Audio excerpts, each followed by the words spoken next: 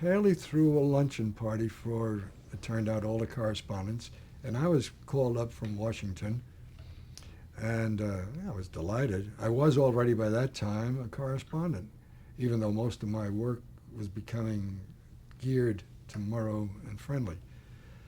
And Paley got up and made a kind of a,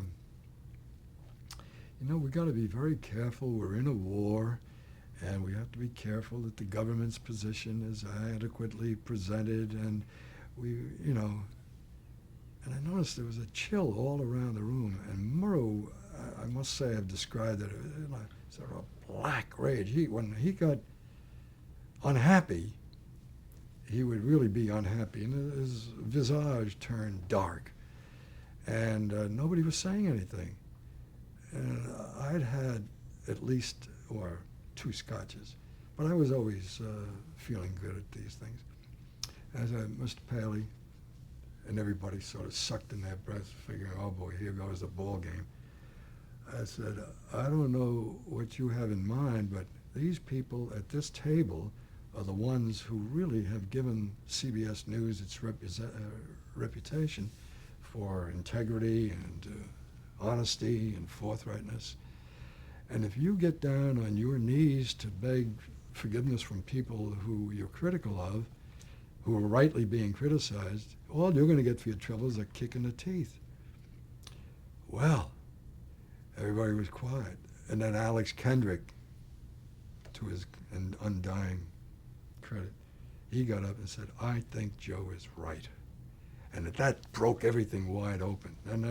And Paley never got across what he had really brought them for. And what I subsequently learned, and I think was a correct learning, this was for the benefit of Edward R. Murrow, who had gotten into trouble challenging MacArthur and the military, and there had been protests made to Paley, who was always accessible to the government. So the point of this dinner where you made these remarks to Paley were that Murrow had been censored by Paley, correct? Just to put it in perspective. I found that out much later, that one of his broadcasts, they would not put it on the air because it was too critical. And I guess Murrow had gone to Paley and had an argument about that. And Paley, my memory of that luncheon in, I think it was at the Waldorf, in a private room, was strictly that Paley was trying, he was almost pleading with his younger employees, don't rock the boat. We're in a war, and we've always been supportive of the government, from World War II. And